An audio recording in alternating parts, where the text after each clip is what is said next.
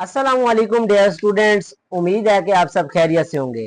तो आज के इस लेक्चर में मैं आप लोगों से डिस्कस करूंगा नाइन्थ क्लास उर्दू के लिए जो मोस्ट इम्पोर्टेंट क्वेश्चंस है। एक किस्म का आप लोगों के पास गेस्ट पेपर है फॉर एग्जाम 2025 2025 में आप लोगों ने एग्जाम देने हैं। तो ये नाइन्थ का जो आज मैं आपके साथ उर्दू का जो कुछ डिस्कस करूंगा वो मोस्ट इम्पोर्टेंट है। इसको आपने अच्छी तरह से प्रिपेयर कर लेना है। ये बोर्ड एग्जाम्स के हवाले से आप लोगों के लिए बहुत फायदा मंद हासिल होगा। तो अब सबसे पहले मैं आप लोगों से एमसीक्यूज डिस्कस कर लेता हूँ। तो ये उर्दू के जो पहले दो सबक हैं उनमें से और एक पहली नज़म उसमें से मिलाकर आप लोगों की ये एमसीक्यूज को जो मोस्ट इंपोर्टेंट और मोस्ट रिपीटेड हैं बोर्ड एग्जाम्स के हवाले से वो मैं डिस्कस करने जा रहा हूँ। तो सबसे पहले आप लोगों के पास एमसीक्यूज दी हुई है। पहली है जी, कहानी हिजरत नबवी के मुसन्निफ का नाम है। अब हिजरत नबवी जो कहानी आपके सबक है सिलेबस में, तो उसको किसने लिखा, किस मुसन्निफ ने लिखा, तो उसका नाम आपने बताना है। तो इसका जो करेक्ट ऑप्शन है वो ए है, मौलाना शिबली नुमानी। इसी तरह से दूसरा आपके पास है जी, मिर्जा गालिब के निहायत वसी थे इखलाक। तो ऑप्शन ए जो है ये इसका करेक्ट होगा। इसी तरह से तीसरा आपके पास दिया हुआ जी, मिर्जा गालिब को कौन सा फल मरगूब था। तो इसका जो ऑप्शन है वो सी सही है, आम। चौथा आपके पास है जी, सबा कहाँ से आती है। तो सबा मदीने से आती है। तो इसका ऑप्शन बी जो है वो करेक्ट है। अब नेक्स्ट आपके पास है जी, कौन सा लफ्ज जमा है। आपके पास चार ऑप्शंस दिए हुए हैं, इसमें से आपने बताना है कि कौन सा लफ्ज जमा का है।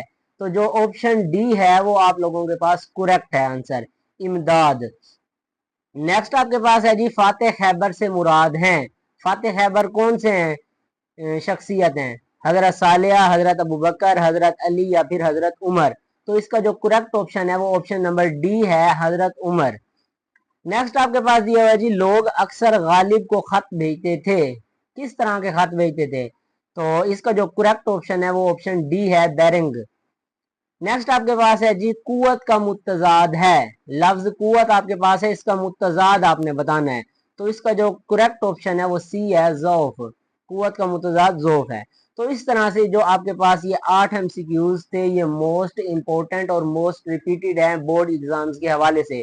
तो इनको आप लोगों ने अच्छी तरह से प्रिपेयर कर लेना है। तो इंशाल्लाह इन्हीं में से ही आपके बोर्ड एग्जाम्स में एमसीक्यूज रिपीट होंगी। नेक्स्ट अब आपके पास इंशाइया टाइप का दिया हुआ है जी, पहले दो सबकों में से जो मोस्ट इंपोर्टेंट शॉर्ट क्वेश्चंस है वो ये आपके पास हैं जी। गारे सोर में खाना कौन लेकर जाता था। गारे सोर में खाना कौन पहुंचाता था, तो ये आपने बताना है इसका जवाब।